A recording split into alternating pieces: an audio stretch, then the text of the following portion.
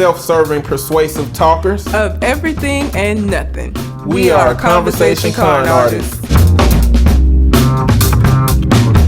What's going on? It's your boy, Mr. On Point. And I am Calamity Red. And we are Conversation Con Artists, back for another episode. I want to be the very best, like no one ever was.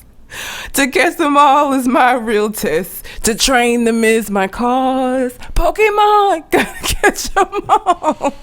Okay.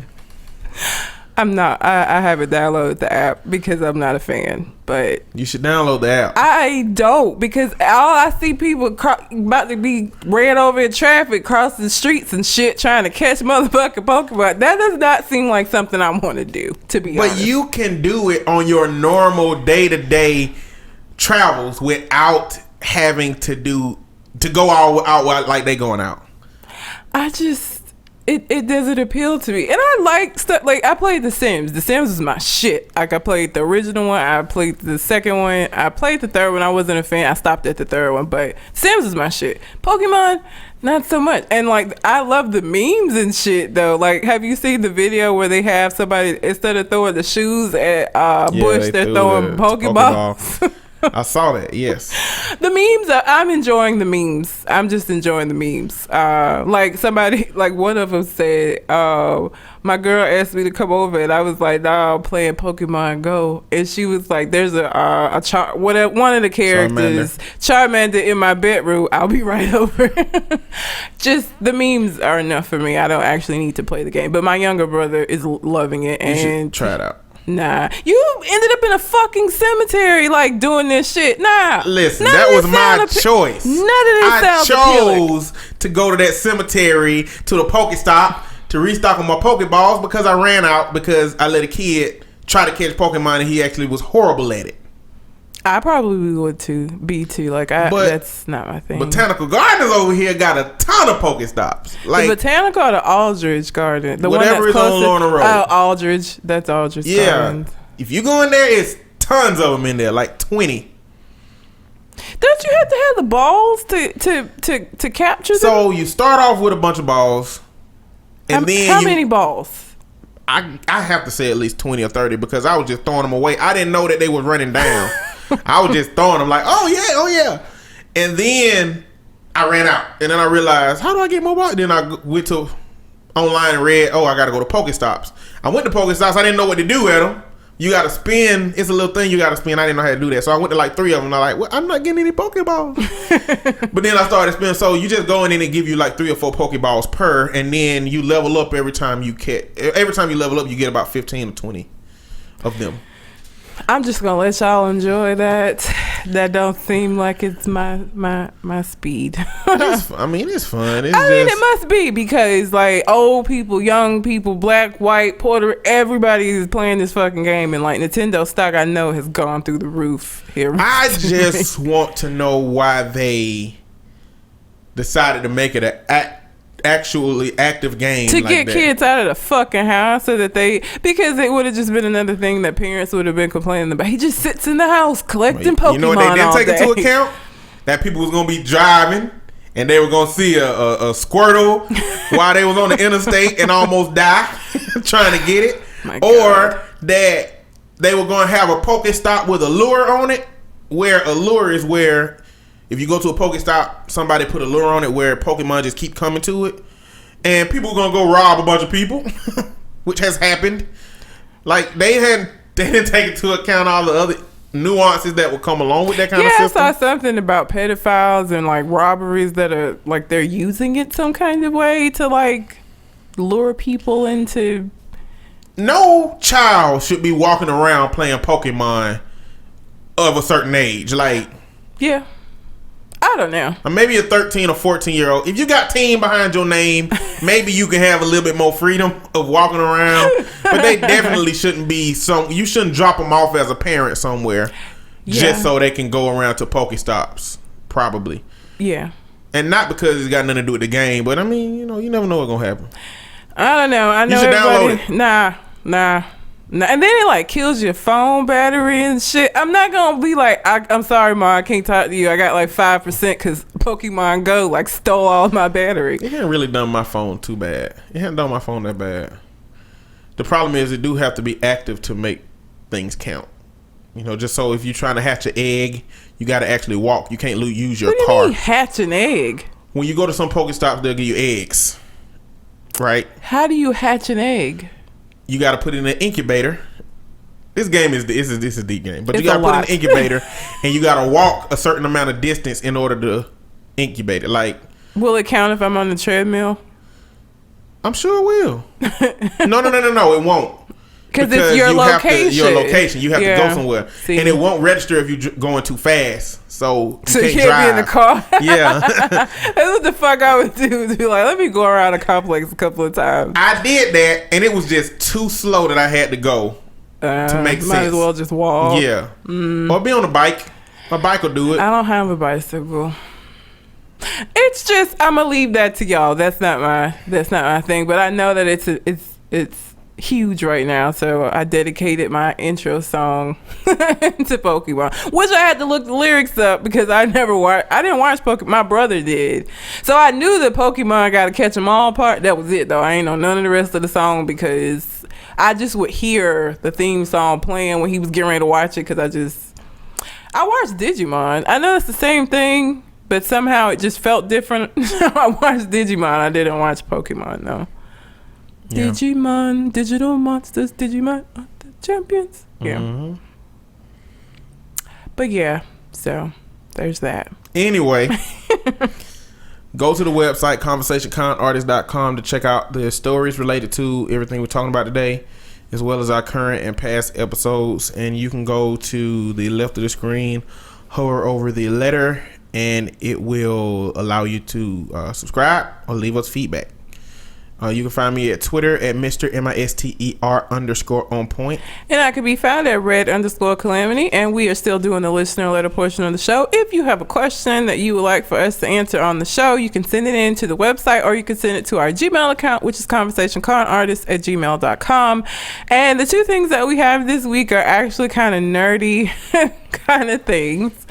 The first one is what our favorite foreign film is. I don't watch a lot of foreign films, but I have seen Pan's Labyrinth, and I loved it. I thought it was great. And I did see the Swedish version of Girl with the Dragon Tattoo, and I like that. But Pan's Labyrinth would probably be my... What is that about? Pan's Labyrinth. It look weird. Pan's Labyrinth. It is weird. It's subtitled, ain't it? It is subtitled. Okay. So, okay, this little girl, her mom is pregnant by this... He's like the Spanish version of like Hitler. Like he's an asshole. He's mean. The mom gets pregnant, and I don't know if they're married. It was hard to tell. They're related, but anyway, they move with him. Spittler, yes. They move with him, and he has like a. She's not his. She's like she just works there. There's like a rebellion. That like they're out in the woods that like are trying to overthrow him, and somebody in his ranks is works for the rebellion, and he doesn't know because her boyfriend, I think, or her husband is leading it. But anyhow, the little girl, there's like a labyrinth on his property, and there is this, I forgot what that monster, you probably saw the little monster thing, and that's why it looked weird.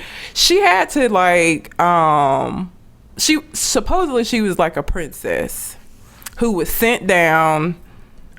They were hiding her for some, I can't remember, but anyhow, she has to do all of this stuff so that she can like go back to where her parents, her real parents are.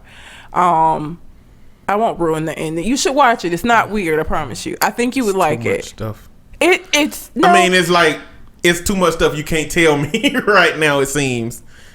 I have no idea. I just been trying to imagine what Spanish Hitler looked like the whole time you've been talking. He actually looks pretty close. He has the black hair that's like slicked back, and he didn't have the little mustache like Hitler, but he actually kind of looks like a Spanish Hitler. He actually kind of resembles him.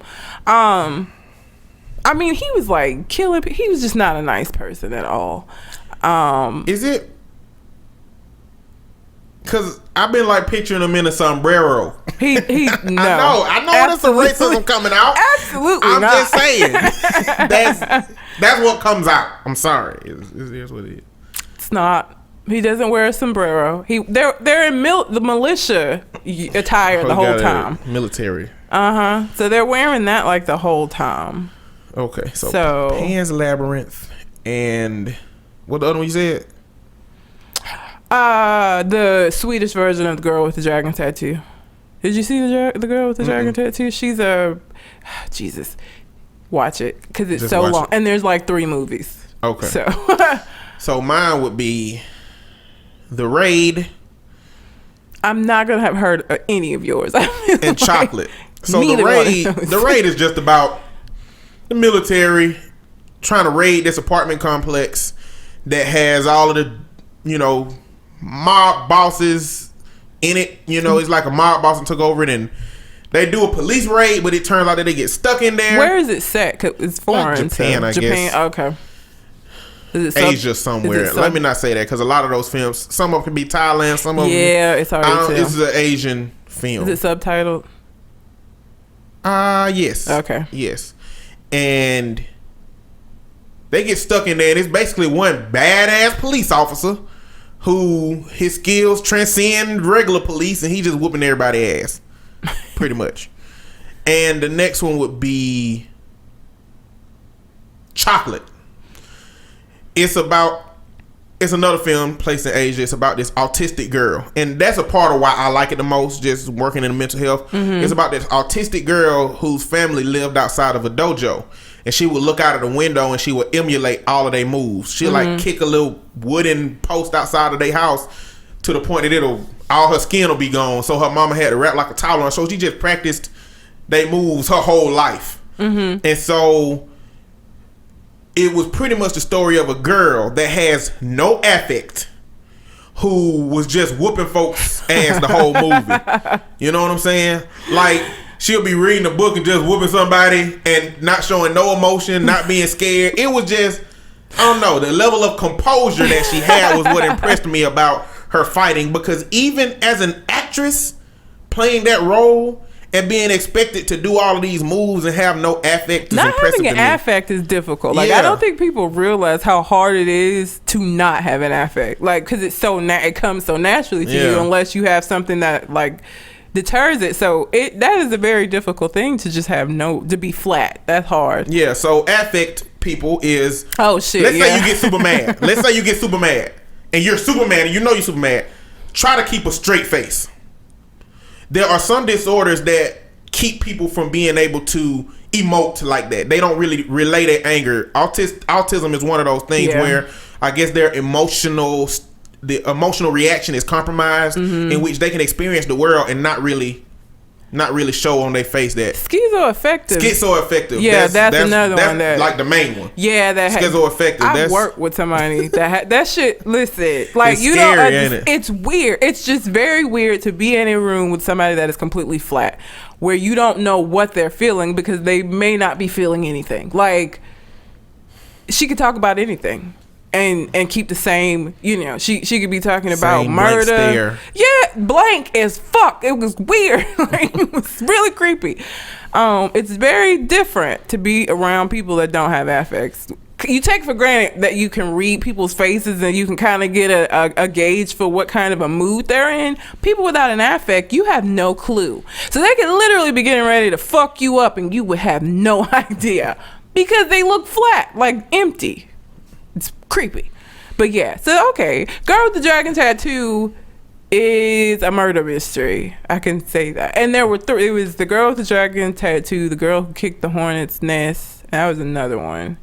And they made like American versions of it, but there's a Swedish version that has subtitles that's good. So okay, that's that one. And then the other question was between Rick from Rick and Morty, Pinky and the Brain, Dexter from Dexter's Laboratory, and Stewie Griffin, who's the smartest? Who is the smartest? Who is the smartest out of that group? Process of elimination. We got to get Brain out of there. Yes, because he wasn't smart in the fact that he never got rid of Pinky. Because his plans would be working, and then Pinky would do some shit and fuck it up. So he kept Pinky on. Like, he never got rid of Pinky.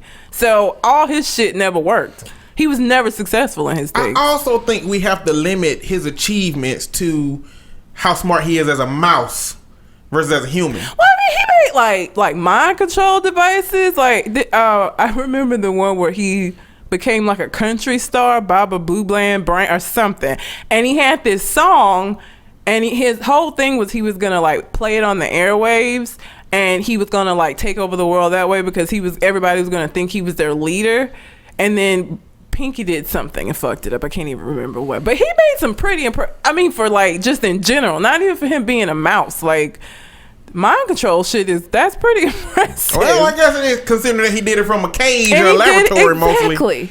With a dumbass by his side. Like, the fact that he got as far as he did was impressive because Pinky was an idiot. I want to rewatch Pinky and the Brain to see how much it makes sense now. Like, did the explanations that they made for how these things worked? Yeah, I don't know very how much sense. Yeah, I'm not sure. I have Animaniacs on DVD, and there's some Pinky and the Brain episodes on there. You know, they got their own spinoff show too. But did you, Pinky the Brain and Elmira? It was just this. Well, that was because they had Elmira was Tiny Toon Adventures, wasn't she? Elmira wasn't. Elmira had a show with Pinky and the Brain. Did she? Yeah, I think so. I don't know. I don't know. Okay, so either way, Brain is at the bottom. He's at the bottom. At least. So now you have Stewie. It gets more difficult now. Stewie, Dexter, and Rick from Rick and Morty. And that's hard. I'm going to go with Rick. I'm going to go with Rick right away because he has not only mastered interdimensional travel, but he has communicated with himself from all of those dimensions and created a embassy of Ricks. Yeah. Oh, and I love the daycare for his son-in-law. That shit was amazing. They just put all the Jerrys in like a daycare kind of situation while him and Morty went off and did their adventures. Rick's genius, his ego is so big and his narcissism is so high that his genius is like is mediocre to him. It's like, okay, I'll give a device to your dog that makes him take over the world. You know what I'm saying? Funny. If that's what you want. Like Mr. Meeseeks, that was another of my favorites. Mr. Meeseeks. Look at me. Look at me. I love the Meeseeks because Jerry thought he had the most simplest request, and it was just to take 2 strokes off of his golf game. The most difficult. And it was the most difficult out of her becoming more comfortable with herself as a woman. I forgot what Summer wanted. To be popular? That's the episode with King Jellybean, ain't it? Was that the episode? Yeah, I think that is because Morty was like, I want to choose the adventures. You're always choosing the adventure, and then I almost got raped by King Jellybean. That was disturbing. Yes. So yeah, okay. Now between Dexter and Stewie. What has Stewie done? He traveled to different dimensions as well. Him and Brian were constantly, because he made that. What did he call his? Because it had the teleportation, and he had the pads that he had to have to return because they went to like. They were there with Hitler because they took Mort. I think, this is what makes it difficult about Rick being number one, because I think we have to consider that Stewie is a baby. Yeah.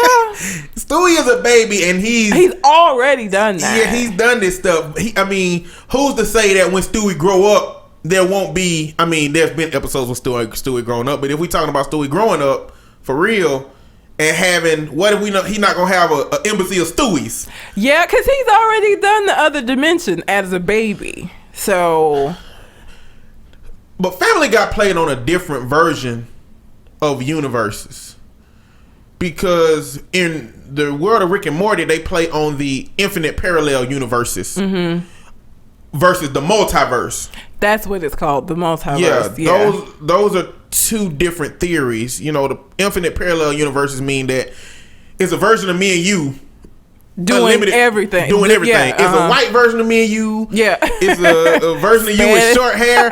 Well, realistically, the parallel universe theory is if something would potentially have happened in our universe, there is a universe that it did happen. It did happen in. For example, if you have an apple, an orange, and a lemon, right? Mm-hmm. And you're deciding between the apple and the orange as to which one you're gonna eat. Let's say you choose the orange to eat. In another universe, another universe exists that you ate the banana. Yeah. Another universe in which you ate the lemon does not, because it wasn't an option. Yeah. You know what I'm saying? So it's got to be an option. So if at the point that you decided that your hair was going to be red, if you thought about it being a couple of other colors, purple and blue. Yeah, there are universes with you with purple and blue hair. If I had a different job, man, y'all wouldn't recognize me. But, and I think the multiverse theory kind of plays on that, but I think he time travels too, though.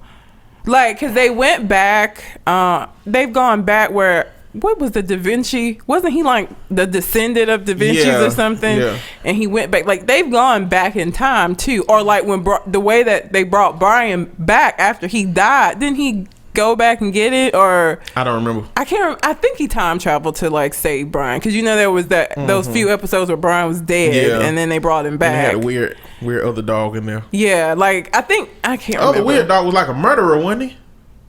He was just a fucked up person. You said no. What was the one with the scarf on his? I don't know. They had New Brian at the same time that Brian was there, and New Brian was the one that like was fucking with oh, the that's bear. right. Yeah, that was he. What's the Brian bear's name? Damn, what's fuck? What is Stewie's bear name? Rupert. He was fucking with Rupert, and then Stewie killed New Brian. Because he was messing with Rupert. He was like, it's not your fault. I'm not mad at you. In the shower with Rupert. But yeah, I don't know. It's hard. Dexter created a lot of things. I don't know that he ever like time travel. I can't remember. He created a superhero monkey. He did. What was his? Wasn't it just Monkey? M for Monkey. Yeah. M for Monkey. I think his name was just Monkey, which is not very creative. But yeah.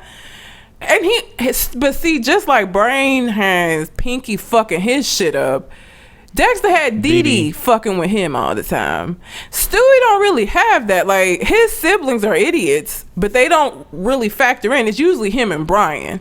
And Brian don't really mess up stuff usually. Like, I think he has sometimes, but never like Dee Dee was constantly messing up for Dexter, and Pinky was constantly fucking with Brain. So I don't know. I would say probably. I don't know. I would say Rick, Stewie, Dexter, and then Pinky and the Brain. I would too. I think Stewie has potential to grow, but until like he does, where he is now, Rick is above him. I feel like if we look at Stewie as a grown, when he gets to the age of Rick.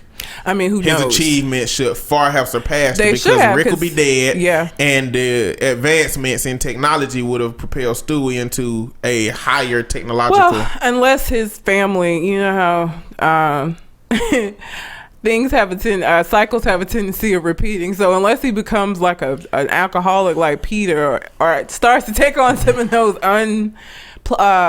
undesirable characteristics of the rest of the Griffins, because that's a factor he has too. Rick is the bad influence in his family. Like, he is the bad influence because he's an asshole. I don't think Stewie can be influenced though. I mean, I think Stewie is just, he run his own show anyway. You know what I'm saying? He lets Brian influence him sometimes though. Him and Brian have a very strange relationship to me. It's like 3 or 4 different versions of Stewie that they portray in the show. Yeah, because like he's gay. Yeah. And sometimes when they like show him growing up, that's the part of his life that they show is like him in like a gay club or running around with a bunch of dudes with no shirts on. So yeah, and even in the movie, The Untold Story. Now in The Untold Story, Stewie's grown self was like working at, did you ever see that? Mm-hmm. He was like working at a fucking electronics store. Like, he had like no life. He had not accomplished anything. Yeah. But that was because of his fear. I don't think we can use that grown version of Stewie. Well, he went back and changed it. So, yeah, I don't know. I say Rick, Stewie, Dexter, Pinky and the But Brain. you know, the writers of Rick and Morty said they were never going to use time travel. They said it's time travel has been done too many times and it gets muddled. That's why I think they stick with the multi-dimensional, because you can really do anything with dimensions. With time travel, you got to take into consideration past changes on the history. So do you think that Rick is going to go to a dimension where he wasn't arrested? Like, how is the new season going to start? Is he going to go and kill the Rick in that? Because he's done that before, where like him and Morty have just taken the place of like Rick and Morty in another dimension. I want to know how he's going to get out, because he was arrested and like locked up at the end of the second season. So I'm wondering how the third season's going to be. Like, how are they going to... Because he's got to get out. He can't stay locked up. Spoiler alerts. If you ain't seen Rick and Morty, you need to watch season 1 and 2. They're amazing. I just fucked that all up for y'all, didn't I? No, I mean, I don't think that's a lot. Anyway, I mean, because at the point in time that you get there, you don't realize what's actually connected in the show. Yeah. Until you get to that last episode of season 2, you don't know what's all connected, because every episode is disjointed. Yeah. Until you get to the last one and it put together all this stuff that you had no idea was connected. Yeah. You know what I'm saying? What I think... It's like the Red Wedding. It's a whole theory on YouTube about what they think it's going to happen. It's going to happen. I don't want to watch it because I want to come up with my own and then watch it. You watched it. It's going to ruin it. I don't want to... No, it's not. It's just a theory, but man, they just put a shitload. They put so much more thought into that theory than I potentially ever think about cartoons. I was like, you know what? I'm gonna go watch season 1 and 2 again. But I will say, Rick and Morty is a very complex even for a cartoon. Like, it's a complex ass cartoon with a lot of moving pieces and a lot of ideas within it. Like, even within an episode, like, so much shit happens. One of my favorite is I think, is it the Ricks Must Be Crazy? The one where like there were these parasites in the house and he had to like shut off the house to try to figure out who was a parasite and who wasn't, and it was like a house full of all these different characters. So it's a whole bunch of weird characters popping up in the show. Yeah. But what the parasite does is it takes over your brain and makes you believe that they real by adding themselves into your memories. But it's only pleasant memories that they can create, which is how they figured. And so they had a house full of weird characters trying to figure out who was real and who was not. And it was like all kind of... Mr. Poopy Butthole was real. Yeah, that's the name of a character in the show. That just shows you how this show is. They have a character named Mr. Poopy Butthole. And then they had Reverse Giraffe, who had a short neck, a long torso. Is his torso long and short legs and all feet? But what I think is going to happen is I don't think it was by chance that they tied together all of these people at the very end and let us know how they all connected. But then they killed them. Didn't a lot of them get shot? I don't think so. I mean, they got shot, but that's not to say that they didn't. Yeah. I mean, they got out of there. We don't know what happened. We don't know the aftermath of that. Yeah. You know what I'm saying? What I think is they probably all were Rick at. Locked up in the... Yeah, somehow. Did Bird Person die? Did Bird Person die? I mean, he got shot. Okay. But what I think is gonna happen is that I just think that they're going to start making this streamlined instead of disjointed episodes somehow. I think that's gonna have something to do with what happened. I don't know. I'm gonna hate. Okay. So I don't watch things usually when they're popular. Cartoons are usually an exception because it's not one of those things where it usually carries over from week to week. I don't like that. I am a very big believer in instant gratification. So I like to watch something and have a conclusion at the end of it. And that's why I like to wait until shows have gone off and I can sit and just binge watch and I don't have to wait. I don't like shows where you have to wait. So I'm not gonna like where I have to like go week to week and find out like what happened, what the resolution was. Like, I like that about Rick and Morty, that it wasn't like that. I mean, I don't think it's gonna be to the depth that it's like on most TV shows and anime. Yeah. You know, I just think that the resolution, by the time it gets resolved, is going to be connected to all of that other stuff. Mm-hmm. You know, I don't think it's just gonna be the season ain't gonna just start with him released. No, I know what I'm saying? that. It's gonna have to start with he figured something out, and like I said, well, even between 1 and 2, they picked up exactly where the parents were coming home, and he froze and it was resolved everything. in that first episode. Yeah, it was. So maybe they do that again. Rick and Morty's awesome. If y'all haven't watched it, please go check Rick that and Morty. shit out. If you It's ain't watching nothing amazing. else. It's like a hilarious parody of Back to the Future of Marty and what's the guy? His Doc and Marty. It's like a crazy, very crazy spin on that. Instead of Doc and Marty, it's Rick and Morty. Mm-hmm. And you can go on the internet and find the actual spoof of Back to the Future that they did, initially.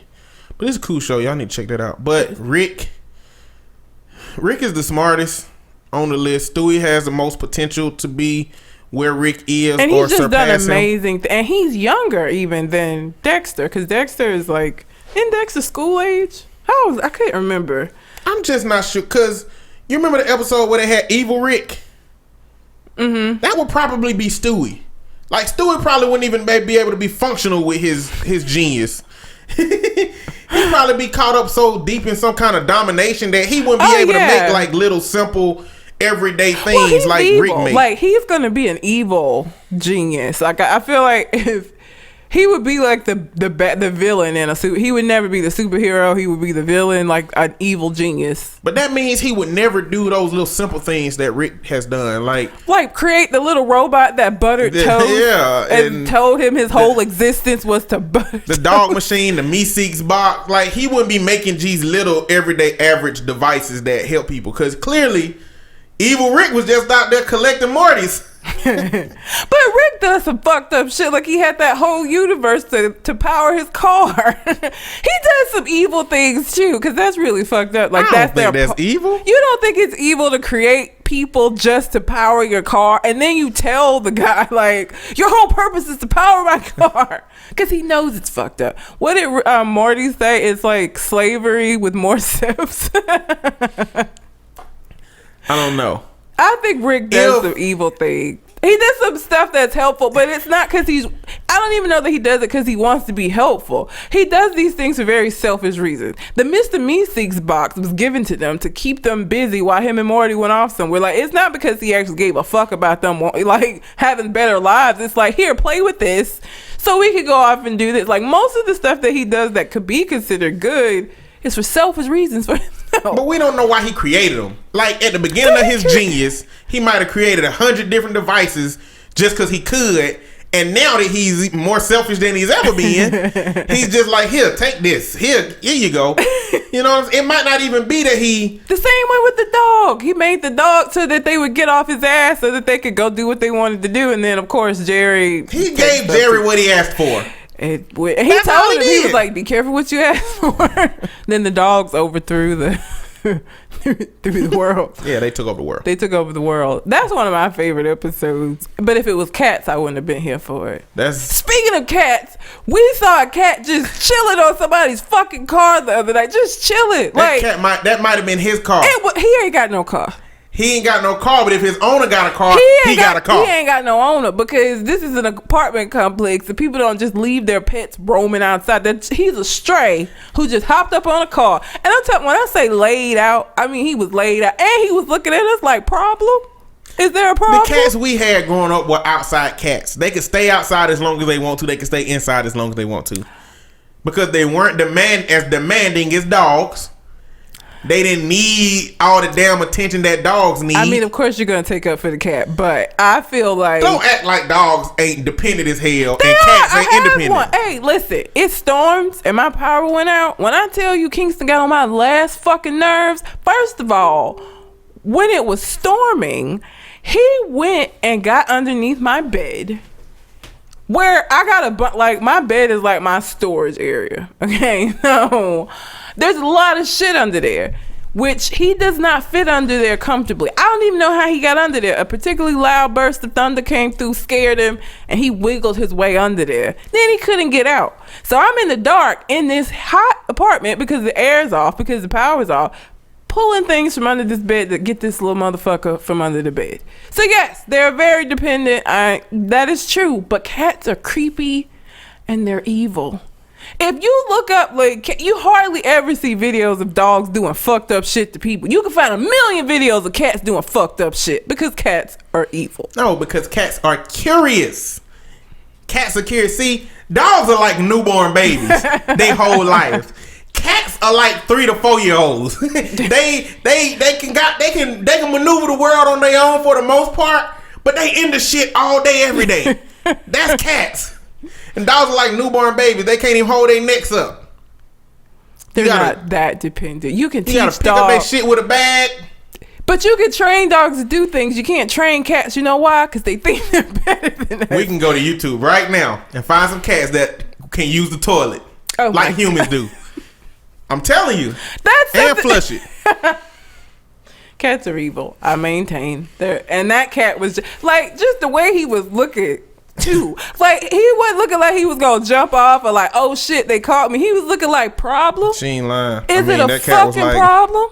What's wrong with y'all bitches? Fuck y'all looking at. That's how the cat was looking at us like, bitch, don't you see cats on the car every day?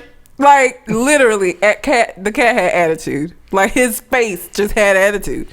That's confidence. That's confidence. I don't need if you my pet, you don't need that much confidence. It's too much, because then you're gonna be getting into shit like cats do, or like just creepy. I told you about that cat that like gets in between the blind and the window and he just stares down at me when I'm walking my dog in the morning. It is creepy as fuck. Like, the blind is behind him, so all you see is the fucking cat, perfectly silhouetted, just looking down at you like he's like fucking judging your soul. I don't know. He's creepy. That cat is very creepy. I don't even walk over that way in the morning time anymore, just to avoid the fucking cat. Changing my routine because of this goddamn cat. I feel like a cat is probably your spirit animal. Why would a cat be my spirit animal? I just feel like you and the cat would be just alike. No. I feel like you would be.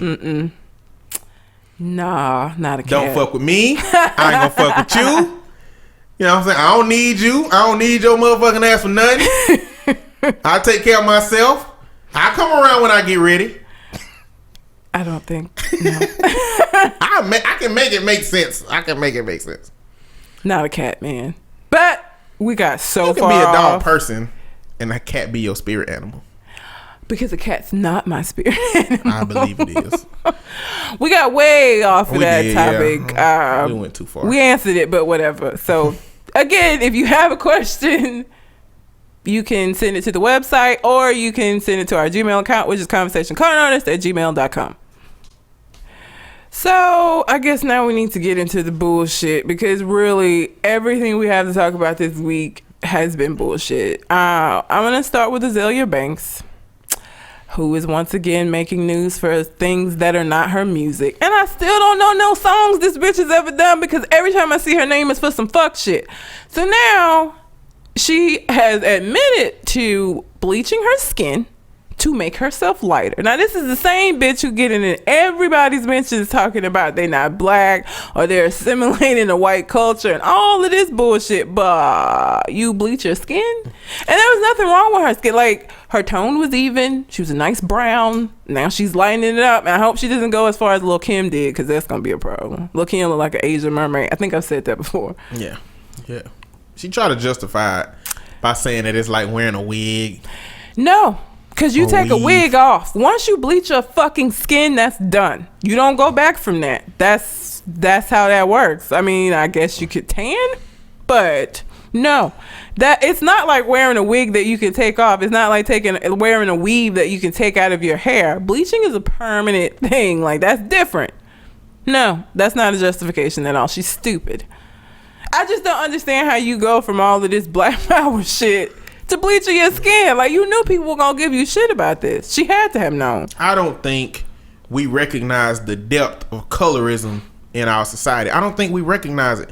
Like, it's deep. It's ingrained. It is. I mean, there is some part of her career that she felt like, I believe that she felt like would make her more marketable if she had lighter skin. And that's understandable. The problem is that she speaks out against that. No. Like, you can't, like, get at other people for doing that and then turn around and do it yourself. What I'm saying, that's how deeply ingrained it is. Yeah. That you can be that kind of person and still feel like if you bleach your skin, it'll help you some kind of way. You know what I'm saying? I'm dark skinned, and I just have never wanted to be anything other. My best friend when I was in elementary, and I went to a high school it was like K through 12. So like I literally have known my friends from high school since we were like 5. And she's one of those people, like I've known her since she was 5, and she was light skinned, she was a lot curvier because I'm like straight up and down. I always have been. And I wanted to like more to be curvy like her than I did to want to be lighter like her. But I mean, I've been told shit like you're pretty for a dark skinned girl and all of this shit. So I get it, but for me, it's not ever been deep enough for me to like want to lighten my skin. Like that ain't never been no shit that I've ever been interested in doing. I don't know what you got to experience to be like I want to brighten up my skin. Like is it career related? I want to know how many people bleach their skin outside of, you know, being a celebrity. Well, because it was a whole thing in Michael Jackson, Sammy Sosa, Azalea Banks, Lil Kim. Who else do we know? But regular people do this, and there was a whole thing. It was not Africa. Well, no, it was like a part of Africa. I can't remember where they were using, like, you know, obviously they don't have the FDA, and they were getting sick. It was like eating away, but they wanted to be lighter. It was like I can't remember what country it was. Regular people do this too. Like the celebrities get more attention from it because more people see them, so more people are going to notice the difference as opposed to like a regular person. But regular people do it. I mean, they sell you can buy skin bleaching stuff in stores. It isn't gonna be as powerful as the shit that celebrities use. They go to like doctors to get the full body, you know, so everything is even type shit. But I've heard some of the same comments about being dark skinned, but it's never bothered me to a point. I was more bothered by being skinny and living in the South where like curvier bodies are more like sought after. I was more like upset, or that was more of what my issue was growing up than it was being dark skinned. Like I just and I think it's because I'm mostly surrounded by in my family dark skinned. Like now my grandmother was extremely light, but my grandfather was like dark as shit, and so my mom and them are like all dark skinned because of his influence. But I mean and so most of the kids are also, they look like me. It just never was a big deal. And I actually got more shit about it like when I got older with people telling me that I was pretty for a dark-skinned girl, which that is not a compliment, folks. Please know that. It's not a compliment to say that shit. Because basically what you're telling me is that I somehow overcame the handicap of all of this melanin and somehow still was able to be pretty. That's not a compliment. So stop saying that. But I don't know. People gave her a lot of shit, which I'm sure she had to fucking expect that was gonna happen when you constantly coming for people that you feel like aren't real or aren't, you know, as black as they need to be, and then here you go bleaching your fucking skin. And again, being in the media for not music, I still hadn't heard none of her music ever. Nobody care. Well, I don't care. I don't care. But I mean, it's deep. That colorism stuff is deep. It is. I ain't got no more time for Azalea Banks. She's registered on my no fucks meter. Only time that I think about her is when she does dumb shit and it comes across my timeline. But also dumbass people, because I guess that's just gonna be the theme of this show. Wendy Williams made some comments about HBCUs and the NAACP that were very Stacey Dash of her, because essentially she was like, how would we feel if they had historically white universities? And it's like, bitch, they do. They're just universities. Every one of them. That's all of them except for the HBCUs, bitch. Like, what are you talking about? So anyhow, Roland Martin from TV One did like a 3-minute rant about the shit. Please go, it's hilarious. I watched it today. He's actually supposed to be on her show Thursday so that she can address what he said, but he essentially told her to like stick to gossip and stick to things that she knows until she reads a book. and becomes educated on the thing. Like that, this ain't her lane. Essentially, he told her to stay in her lane. And I agree with him because I didn't go to an HBCU and I didn't really have a desire to go to an HBCU. But I do understand the purpose of them. And he also pointed out the fact that now a lot of the HBCUs are like the percentage of the white students there is out more than black students in some cases. So we are still welcoming like the poor white students and like all these other people into our university. So it's not like HBCUs are completely exclusionary where it's like you got to be black or you can't fucking come in. Like that's not the case at all. So basically he just told her to shut the fuck up. Actually, he told her to shut the hell up. He literally said that. So I just enjoyed that profoundly. It was a good listen because Wendy Williams just stayed talking about. I just feel like if you're gonna talk about something, you need to know what you're talking about before you talk about it, because if you don't, you look like an idiot and then people come for you. Even before he did that, people were like, again, she was like the black Twitter got in her ass, because you got to understand that you're talking, a lot of people are alumni to these HBCUs and we're not appreciated. Same thing with the AACP. He just schooled her and it was a very good, I enjoyed it. It was a good 3 minutes of. Where was she when Rachel Dolezal was going through all this stuff? Why wasn't she reading? We've been over the NAACP stuff. Yes. You know, we've been over HBC. Yep. We've been over this stuff. Mm-hmm. How many times do we keep having to go over this stuff in society? People, and what I'm finding out is that people only want to recognize things that reinforce their own narrative. Whatever you want to believe, you look for what helps you believe that. Yeah. You don't seek for other knowledge to know about other things. And I don't understand why everything has to be, we'll get to the whole Black Lives Matter, but I don't understand why, if we say, like, if we have HBCUs and that's saying white people don't matter, or you know, it's not excluding them to say, hey, we had to make our own institutions because y'all were being fuck people, not fuck boys. Y'all were being fuck people in general. And so we have our own universities. It was a need. It was necessary. Like, it's not the same thing. And I don't understand why that's such a difficult concept for people to fucking get.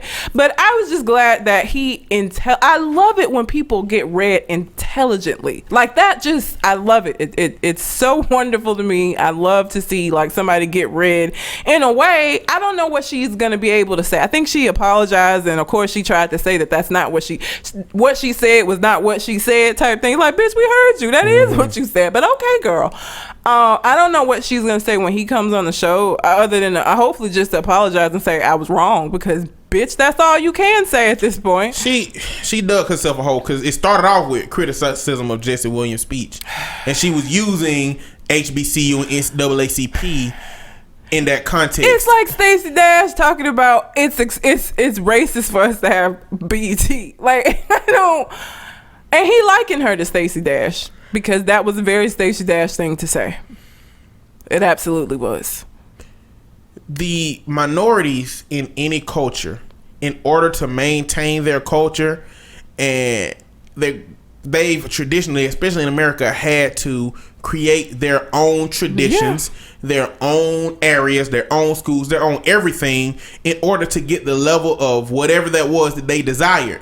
We can't leave that up to the majority. Because they're going to do, again. They want us to assimilate. Yeah. They want us to give up our culture to be as much of their culture as we can, which would probably not be a bad thing if they treated everybody the way that they treat themselves. And that's not But they don't. No. And so that's why we have to have things that are culturally exclusive.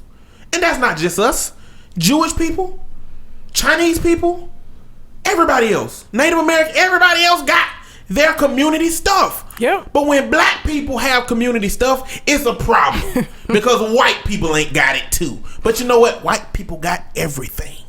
Literally. And not every white person has everything. That's not what I'm implying. But what I'm implying is white people as a culture have had access exclusively to forever. Yeah. Black people didn't always have exclusive access. Brown people haven't always had exclusive. It don't matter what kind of brown you are. And the thing again, and some subgroups of white didn't have exclusive access sometimes. Yeah. But they have that skin color that allows them to teach their kids. You know, let's name you a regular white person name. Let's, get you to do some regular white people traditions. Let's get you into regular white. After time passes, you white. Scottish, you're Scottish by tradition. You're white by America. Yeah. You know what I'm saying? You're Irish genetically, but in America, you white. You just what? Look, I told y'all the story about my brother. I don't know if I did, telling me that he was bringing home some mixed girl, and she was like Irish and Italian. Like, she is white, motherfucker. What in America, you are white. She just white. In America, if you black with light enough skin, you white. At a certain time, it's about the eyes. Aesthetically, America has determined that the skin color of a lighter hue is worth more than the ones of darker hue, and that gets back into the colorism. And Azalea Banks, because some people have internalized the idea that light is right, black is whack. So the blacker you are, the worse. The lighter you are, the better. Which is bullshit. I don't know what would happen if a paper white person came out here. They might be the king of white. Like, if a person that was as white as paper was out here, they just might start floating in the air. How are albino people?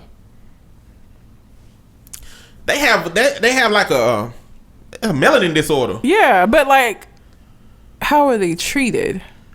Horribly, because they're typically of African American families. Yeah. So they still have, bigger lips, and their hair is they like still mine. have hair of a curlier, curlier hair, thicker hair. Yeah. Like, they're usually black people. Yeah, they're just pale black people. So they still isolated. There's a quote that says, if we all woke up the same color in the morning, we'll find something to hate each other on by noon. If we all woke up we already have that. Economically, we would be separated by poor and rich. I ain't even talking about that. I'm talking about if we woke up in the morning and everybody was the same color, then the big lips will be discriminated on. You know what I'm saying? Or the curly hairs will be discriminated on. Aesthetically, there will be something that we group each other into these categories for. It's just easy to group each other in those categories by color. And to be real, racism in America is like the infant version of classism. Racism is the infant version of classism. Like, Britain is classism. Yeah. They don't care if you white or black, if you down poor. You just poor. Now, within the poor group of people, black is an issue. You know what I'm saying? When you're on the same economic level, each economic level still isolate people in their own kind of ways. Even the poor people in America between white and black, poor white people are still predominantly Republicans, and poor black people are predominantly Democrats. I've never understood. You know what I'm saying? Like, poor Republicans, they don't give a fuck about y'all. But yes. So there is still going to be classification. I think that quote plays to the aesthetic classification. Yeah. If we were to wake up in the same color, but fuck you, Wendy Williams. Okay. Yeah. Next. Well, and ain't shit bitches.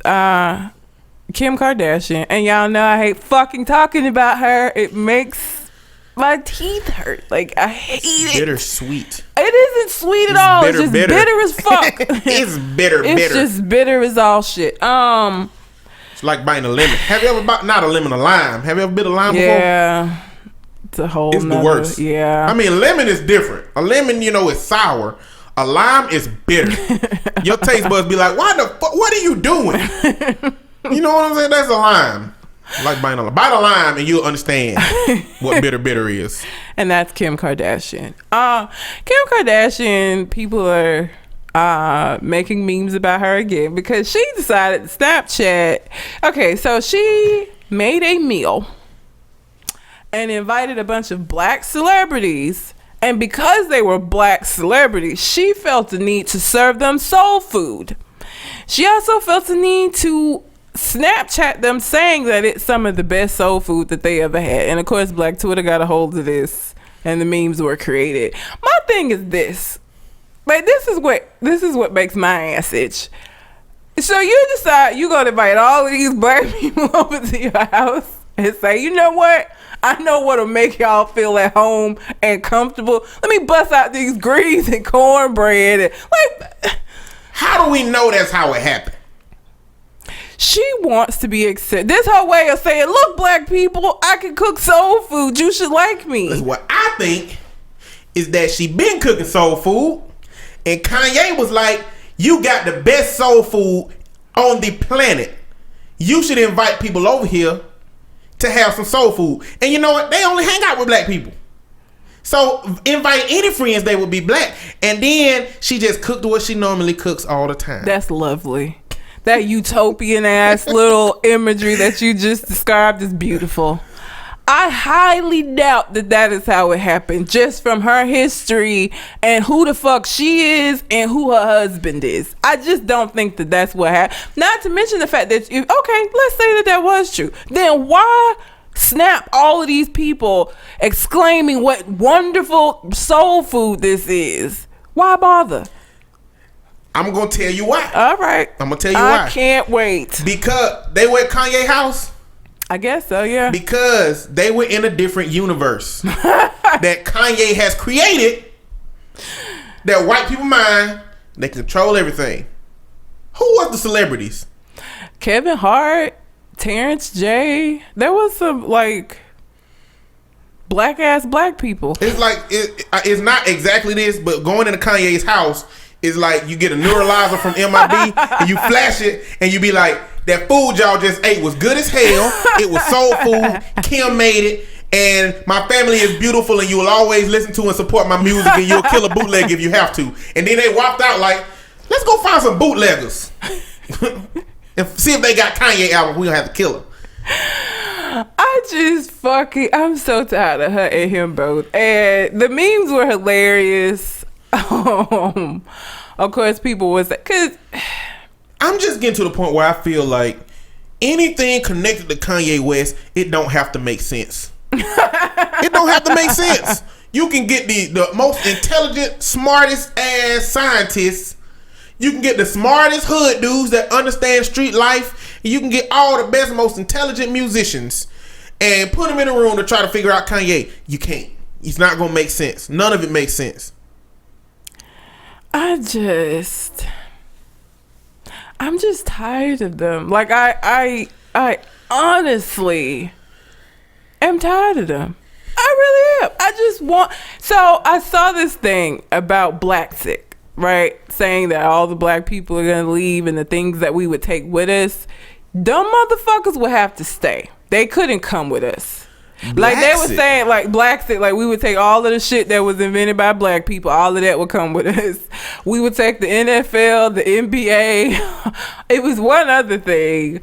We would take Beyonce. Just a list of silly shit that would have to come with us. Soul food was on the list. All the soul food would have to come with us. Block parties would have to come with us. Like, I would like a list of shit that would need to stay. And at the top of that list would be Kanye and Kim and Stacey Dash.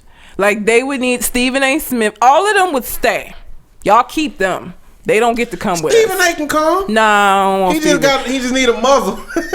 They keep his ass. He just need a muzzle. Nah, I don't want Stephen A. We need to put some over his mouth. I don't want Stephen A. It was a funny look. So people are making all these Black Sick lists of things that we would take with us if all the black people left, the things that would come with us. Kim them would stay. Where we going? Keep them. Where we going? I don't know. I know it's hypothetical. But I don't like hypotheticals that haven't been thought out further than like, where are we going? Because that make a difference. Are we going somewhere that's hot? You know what I'm saying? Are we going somewhere that's cold? Where are we going? You want to know how to pack? Is that what? Yeah, I need to know what we taking with us and if it's gonna be sustainable. Where we going? Look, I'm awfully I think I said this. We don't need to go nowhere cold. Our melanin ain't really made for cold. We need to be somewhere where our melanin can get the most. I mean, we got motherfuckers that live in New York and be in all of this. Like, we have people that survive the cold. You couldn't be in the cold because your southern ass been in the South all the time. I don't think it would be good for you. But like people up north who have to deal with them snowy ass winters where they get locked in. I'm like, I ain't going nowhere.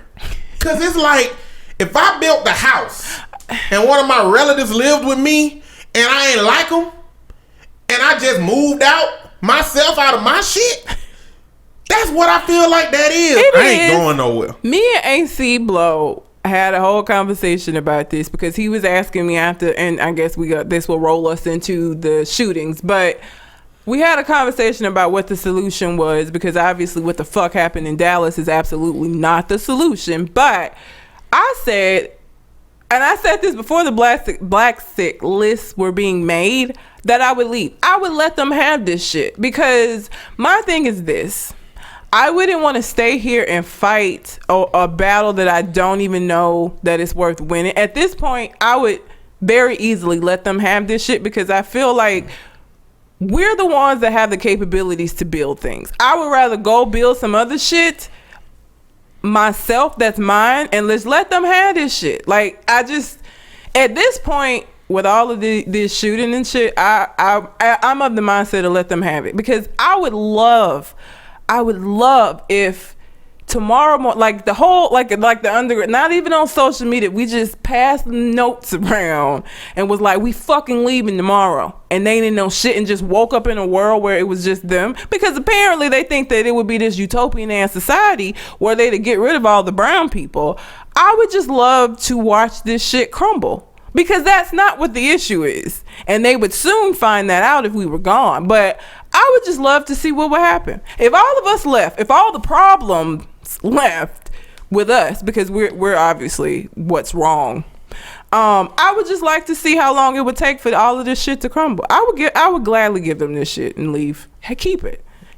We built before, we can build again, and I don't even know that it's worth fighting to keep it anymore.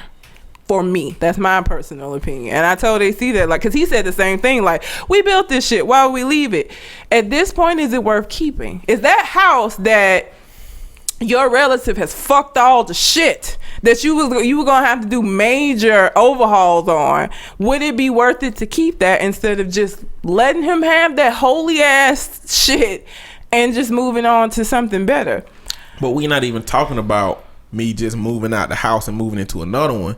We talking about me moving out the house and having to go to another country. You know what I'm saying? Like, we talking about me it being that, but like, it's too extreme for me. It isn't for me. In a country that has gotten to the point where fucking Donald Trump is the front runner for president of the United States, they can have this shit.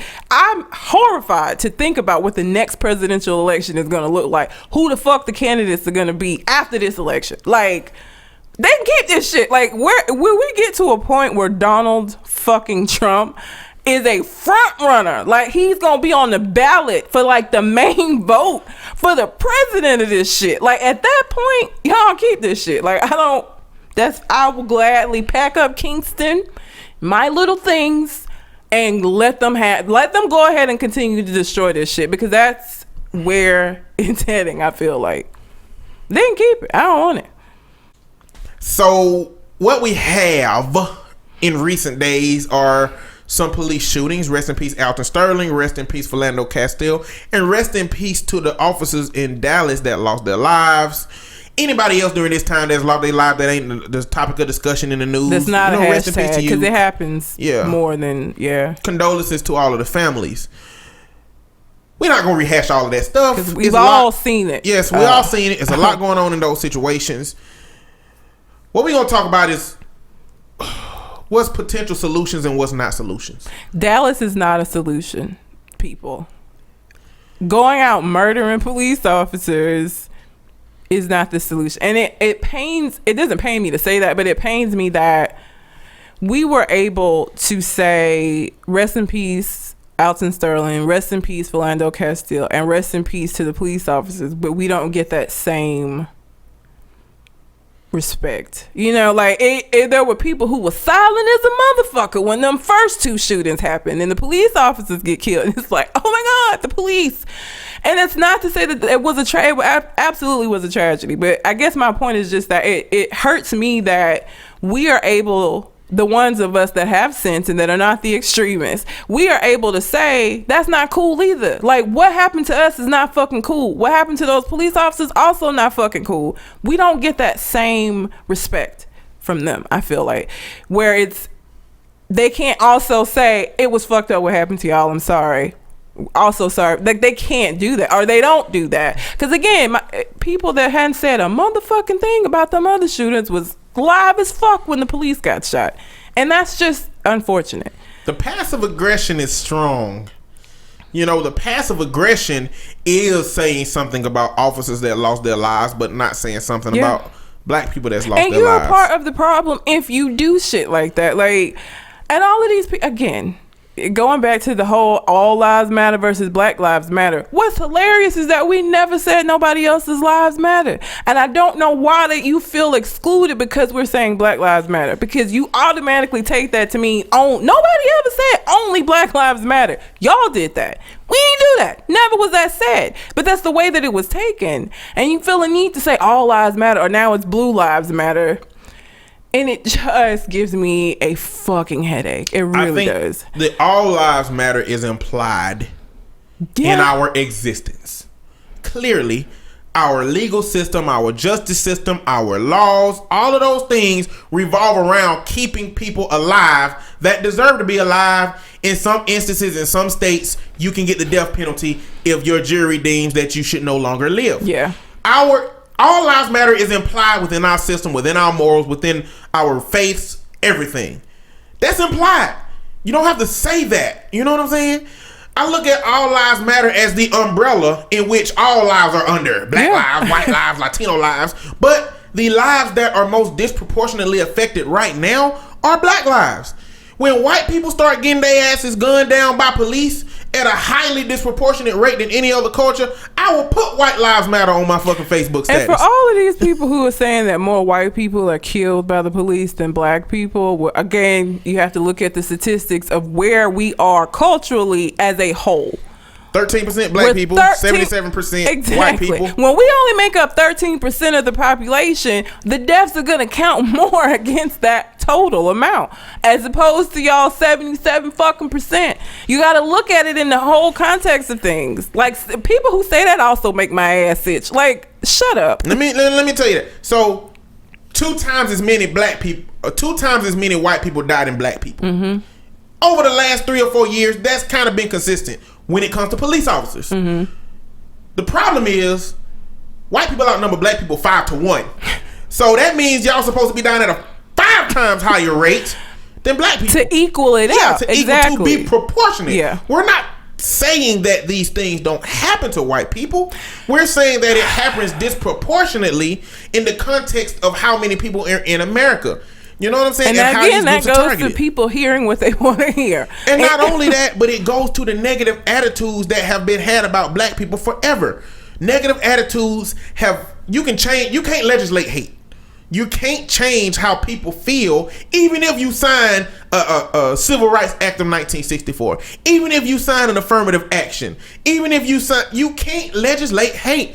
People can still act on their hatred, even though in the big picture legislation exists to combat that. And so what we have are attitudes that keep these things the way they are. And when you think about police chiefs or captains that's about to retire, probably was releasing dogs on people in the 60s. And he's responsible for training everybody. Yep. And he's responsible. And I'm not saying every captain is like this, but at a certain point, they have to weigh out maintaining the integrity of their system and pointing out racial disparities that their system has existed. And a lot of times, if you're not caught doing something racist, they not just gonna come out and say, hey, our officers be doing racist stuff. No, they are not. It happens when they are caught doing racist stuff. And that's the problem. You can't change the attitudes, and the attitudes will continue to perpetuate this. It continues to put white officers in the black neighborhoods because they believe that we're aggressive, and they come aggressive because internally they believe we're aggressive, and because they're aggressive, black people react aggressively, and then they have to act even more aggressively, but now with the component of their power, and now black people feel disrespected, and depending on the black person, they might take it, but they might not. Yeah. And it turns into a situation as to where when they go in the white community, they probably not going to be aggressive. They probably going to be more respectful. They're probably going to be more patient because they don't inherently believe that the ghettos or the hood is going to have people that are more aggressive towards them. It's just a cycle that they got to change first. I'm inclined to believe they got to change first and we'll follow suit. Yeah. We've been told that we can change a bunch of stuff and it didn't help nothing. They got to change first. And for all of you, back to it being an issue of hate, I've seen so many people like, we don't have a gun problem. We don't have a police problem. We have a hate problem. How the fuck do you think? What's the solution to that? How do you, like, what? Because we've been trying to deal with that shit forever. That is not what, that's not a problem that is going to be solved through. How would you even solve that? How would you solve changing the mindset of people who've been raised by people who have been raised by people who've been raised by people who have this idea? Like, how would you change that? That also makes my ass itch when people say we have a hate problem. Girl, okay. And what? So then what? So you got to the crutch of the problem. The crutch of the problem. So then what? It's ultimately when people say that an invalidation of the system and trying to look for other reasons that this might happen. It really targets the problem on individual internalized feelings, which are extremely subjective. Yeah. So that means you can't say it's about guns. You can't say it's about politics. You can't say it's about race. If you say it's about hate, that just gives you a reason to invalidate the other things that people are saying it is. The same way for all lives matter. Oh my God. It's not because you believe all lives matter. It's because you're invalidating that Black Lives Matter. You're just looking for ways to invalidate the Black Lives Matter movement and to acknowledge that it's a difference. So don't call it Black Lives Matter. Okay? You are white people. Don't call it Black Lives Matter. Okay, because Bill O'Reilly, Fox News, all these people are trying to paint Black Lives Matter as a terrorist movement. Oh, for the fucking... So forget calling it Black Lives Matter. The only thing I need you to do is acknowledge that there is a disproportionate rate at which Black people are killed by police, and know that that's an issue. You don't have to believe that's an issue because Black Lives Matter say it is, but you need to look at the statistics, and that's an issue. If you can't do that, then you believe, if you can't do that, then you just believe that Black people are inherently deserving of this situation, or Black people are inherently more aggressive, or Black people just inherently put themselves in those situations more than white people. And for the people who say stop resisting, I just want you to understand how fucking stupid that you sound. First of all, anybody, like, okay, I watch Cops a lot. Like, it's to say that is to say that only Black people resist and that white people never resist, and that is why they live, which is not the fucking case at all. There are plenty of videos circulating around where they disarm white people who are pointing guns at them, and they manage to disarm the situation and everybody walk away with their lives. So, and in the cases of Philando Castile, he was not resisting. He was getting his fucking ID. So doesn't even... Let me tell y'all how stupid resisting arrest is, okay? If I got an oatmeal pie, oatmeal pies, they used to be delicious. I'm baking too much now. They don't taste right no more. Little Debbie don't taste... If you start baking and using your own, making your own stuff, that old stuff that was delicious, it don't taste right no more, okay? I just want to let you know. I taste preservatives when I eat that stuff. I taste stuff that's supposed to be in a package forever. Let's say I wanted you to taste the oatmeal pie. And I say, here, have a taste of this oatmeal pie. And you say no. That's resisting my pie. And I'm going to stuff it in your face now. You know what I'm saying? Like, resisting arrest is literally, you can be doing nothing. And a police officer can be trying to grab your hand and you snatch it from him. They're going to say you're resisting arrest. Yeah. The problem is, why the fuck are you trying to arrest me? Why are we not looking at that part of the situation? Why are you trying to handcuff me? Because people get roped into these situations where there's no reason literally to arrest you, and they say I'm going to arrest you, and the charge becomes resisting arrest when there was no charge that you were supposed to arrest me for anyway. Yep. It gets cycled into this loop of continuing to blame the victim because, oh, he was resisting arrest. For what? So, okay, why was he being arrested? Why was he being pulled over? Why was he having a gun in his face? Why was he being challenged? Why was he picked up and slammed on the car? Why was these officers on top of him? Like, these are all legitimate questions that nobody wants to answer because they're going to say, well, he shouldn't have been resisting. You know, people are like, well, he shouldn't have had a gun. Well, the police, for Alton Sterling, the police got called because somebody had a fucking gun, right? Why would they be surprised that they found a gun on his ass? He's got a gun. What the fuck? Didn't y'all get a call that somebody had a gun, y'all should have went up there expecting to find a gun on a motherfucker if that's the case. And Philando Castile had a fucking permit. And this again goes back to Constitution wasn't written for us. And those amendments were not written for us. And you ain't seen the NRA say boo about this at all. They did. What did they say? Because I hadn't seen anything. A lot of NRA members were mad. But the NRA itself. No, this is what I'm saying. Okay. A lot of the NRA members were mad. They were like, hey, a concealed carry person just got their fucking rights violated and got killed. What y'all gonna say? I'm a lifelong member. I'm gonna take out my... It was a lot of people. Yeah. Like Twitter went down the NRA because it's other groups outside of the NRA. Oh yeah, yeah, and it's I know they were adding pistols. them. I never heard of that. Oh, for women, I have no idea, but they the pink pistols. They won up because I read one tweet. They were adding the NRA. I do know that. Yeah. Did they ever respond? Yes, What did the they NRA say? responded. They said it's something like along the lines of it's unfortunate that this death happened, but we are not commenting until we know the facts of the case.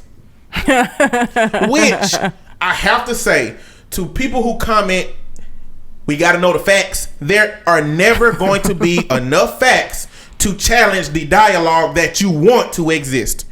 The world you live in is a reality that you have created for yourself so that you don't have to think about the bad shit that happened to other people.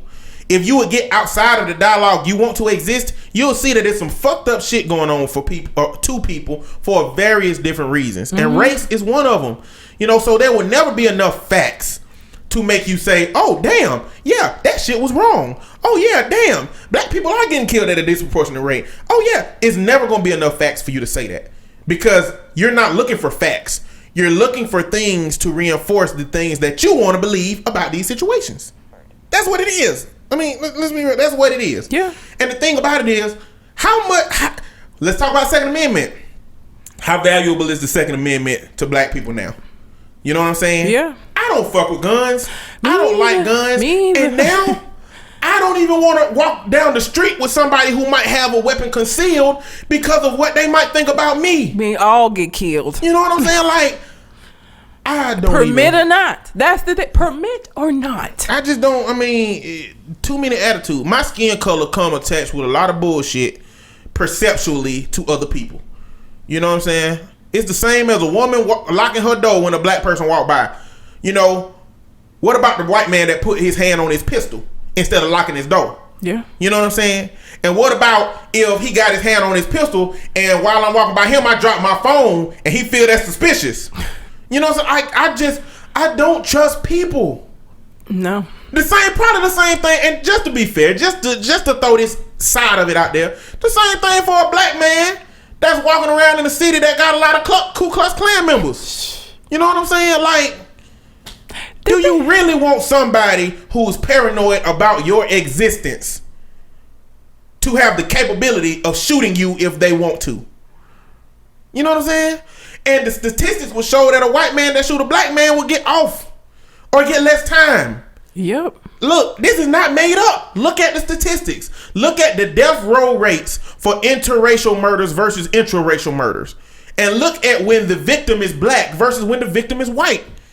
Look at how many black people have been put on death row for killing a white person, and look how many white people have been put on death row for killing black people.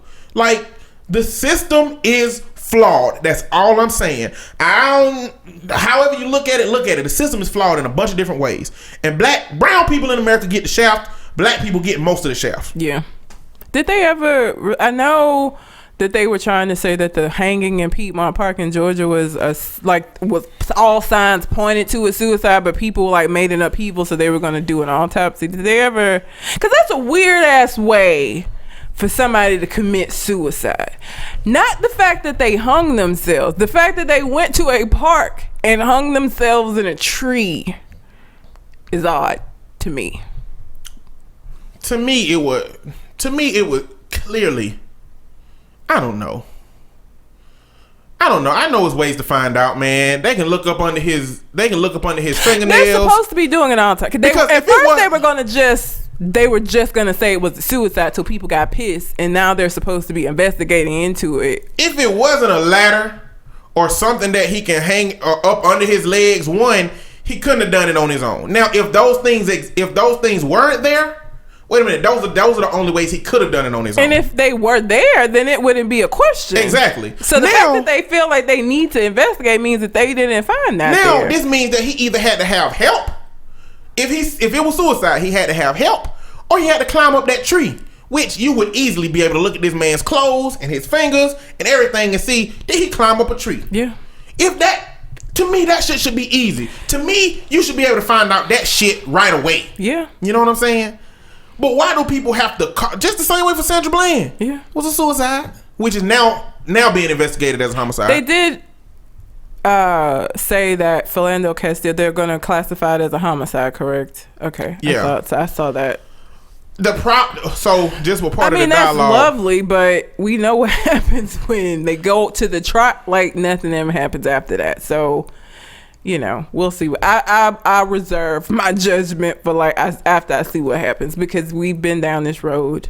The part of the dialogue with the Atlanta thing is they say that a lot of dialogue been going on. They say black folks don't hang themselves. That's false. That's not true. Yeah, what's odd is that he went to a park and hung himself. Not in he didn't get up on the, usually if you take I don't want to give anybody ideas, but when you take if you stay in places that have the movable ceiling, people usually hang themselves from something in their home. The fact that he went out into a park and hung himself from a tree is what's odd. No, black people do commit suicide by hanging themselves, but it's usually in their homes. And I just wanted to say that to get off that narrative that there is some kind of exclusionary criteria that black people have for killing themselves. Everybody do everything basically. That exists. Any way you can kill yourself, so a black person has done it at some point. I'm committed suicide. Everything happens to everybody, and everything that anybody else can do, everybody do. I mean, it's when it's disproportionate. We're talking about the disproportion. We're talking about who the bullshit happened to mostly. As a black man, I'm the most likely to be, I can't speak for black women, so I'm just going to say as a black man, I'm the most likely to be undereducated. I'm the most likely to have been raised without a father. I'm the most likely to be incarcerated. I'm the most likely to get more time for that incarceration than my counterpart. I'm more likely to be pulled over more times and convicted more times than the people that are my counterpart. I'm more likely to die at the hands of police. We get the shit stick of all of the statistics. You can't deny that if you look at statistics. And that's why, I'm over all these Facebook motherfuckers. Nobody knows statistics. Nope. And Bill O'Reilly them are smart enough to know how to show shit that make them people even dumber than they already are. What was the motherfucker that threatened Obama and then said he wasn't threatening Obama? Joe Walsh, a senator. This motherfucker. Talking about watch out Obama and watch out Black Lives Matter. Then he said, well, I didn't mean it as a threat. If you go to his Facebook post about that and go to the comment section, I like to read in that comment section. It was just a shitload of people that was calling him on his bullshit. Oh, good. As far down as I can read, as I was willing to go. Yeah. I didn't find, because I was looking for somebody that supported. I was like, gotta be one of these top comments. Shit. I mean, the whole thing was just disrespectful. And Twitter, the only reason that he's even acknowledging it is because Twitter made him delete it, because he didn't even apologize. His apology was one of them sorry not sorry, I'm sorry you took it that way, I'm not sorry I said it. He literally said, I'm not sorry I said it, I'm sorry that it was taken the way that it was. Bitch, really? Seriously? People like him that have a voice and a platform that use it for fuck shit like that annoy me. I just hate that so much. And the thing about it is, I just want to reiterate this. White people, I'm not talking about all white people. No. I am not at all talking about all white people. I am a strong supporter of everybody holding hands like Martin Luther King said. I mean, I am. That's just how I am. I'm all lives matter, contextually to the core. You know what I'm saying? Black lives matter, but so what's been going around is that we the ones that believe all lives matter. Yeah. Which is why we can acknowledge that it was fucked up what happened in Dallas, but it was also fucked up what happened to these two men. Don't say all lives matter if you're not going to acknowledge the deaths of black folks. And they don't. And only of cops. And you don't believe all lives matter. No. So, I'm all lives matter for real. Yeah. I believe every fucking life matter. Just right now, in the context of what need to change in our societal system, black lives matter. Right now, motherfucker. Because we're telling that to the people who fucking obviously don't get it. That's for the people who are killing us and for the people who support the killers. It's not to say, again, it's not to say that all lives don't matter. It's saying, hey, because y'all obviously don't fucking realize Black lives matter too. We count. We matter. We are human just as you are. That's what the message behind that is supposed to be. And again, you're going to see what you want to see and you're going to read into whatever it is you want to read into. And for the people who want to continue hollering all lives matter, they're going to keep doing that because their whole purpose is to deflect from what's actually going on. So that's what they're going to do. So white people, this message is for white people that are racist. Yes. Say all lives matter in a way to invalidate Black lives matter. And don't acknowledge one thing that happens, but not everything. Because if all lives matter, then that means you are upset about all the deaths, not just the deaths that look like you. If you won't acknowledge, the deaths of these African Americans over other cultures, whether you agree of the context of what happened, the numbers show that these deaths happen at that disproportionate rate. Like, if you're not a person that believes all the negative bullshit that I'm talking about and that we talking about and we speaking on, talking to you. You're not the one we're talking to. If you're a cop, we're not talking to all cops. No. If you an ain't shit ass cop that ever done some racist bullshit in your life, we're talking to you. We talking to you. Now it's an unfortunate side effect of talking to cops, of bad cops, that if you are a good cop that has witnessed some shit that a bad cop has done and you has said nothing, no, you're not a bad cop, but you're a part of the problem. Yep. Or you're not being a part of the solution, But I understand, because in those systems, it might not really be a viable solution. You know what I'm saying? I understand that I don't like it and my culture has to still suffer for it. But I understand that sometimes it's just not a system. That's not a fight that you can take to the system that you're dealing with, because the whole system need a fucking overhaul. Basically, that's what it needs. Yep. But we didn't really talk about solutions or no solutions. Well, because I don't know what the solution is. I do know it ain't Dallas. Let me just add this: economic empowerment in the context of just not shopping at Target or not shopping at Walmart. First off, Walmart would be a much bigger place to hit. Yeah. With that economic empowerment. Because more of us shop there than we do at Target. Well, just because Walmart ain't shit. Walmart don't come out in support of nobody. Target came out and supported LGBT community. That's why I believe that Target was targeted. Yeah. It's an unfortunate ass name. Yeah. That's why I believe Target was targeted, because I believe that they accept the LGBT communities. But I do not believe in selective social justice. You either fucking a social justice advocate for everybody, or you ain't shit to me as far as your dialogue goes. So everybody that got a struggle in our society, if you don't support the LGBT community, but you support the Black community, I'm not saying you can't do that. You can do what you want to, but I ain't gonna fuck with you like that in the context of having this conversation, because we got to figure out how to make this world better for fucking everybody, or you can shut the fuck up. Basically, you know what I'm saying? Yo. But as far as economic empowerment go, I think we need to prioritize. We can hit some retail stores in the pockets. We can hit some gas stations in the pockets, but we still paying for gas. We still paying Alabama Power. We still paying our cell phone bills. We still paying our car note. We still paying our mortgage and our rent. Like, we need to start building at a very base level as an African American community. What we need to do, what I think is, by 2018, we need to, every city that have Black people that are concerned about their city, it need to be a Black owned grocery store in every Black city by 2018, 2019. Yeah. And then by 2020, by 21, 22, we need to have a whole shopping center with Black restaurants around that grocery store somewhere. We've got to have a long-term plan to create economic empowerment. We can't create this false sense of economic empowerment by not shopping at Target for 30 days. And mind you, ain't no Black grocery stores around us. Ain't no Black gas stations. No. We gotta drive 30 minutes to the hood to get those things. I ain't not finna go there. You know what I'm saying? The truth. So I mean, we gotta come up with a plan. These snap decisions about how we gonna fix the Black community that we make after these cultural mishaps, societal mishaps, we got to figure out a better way to do that. And just stop shopping at these retail places ain't nothing. Black people, we got to get our hands on more than just services. We got to get our hands related to some infrastructure. And the quickest way we're going to be able to do that is through grocery stores, then restaurants, then start building revenue somehow in that context. And then the next thing to get would be probably be a telecommunications. You know what I'm saying? On some kind of cell phone communication network that we can use. That's a part of the infrastructure. Or farms.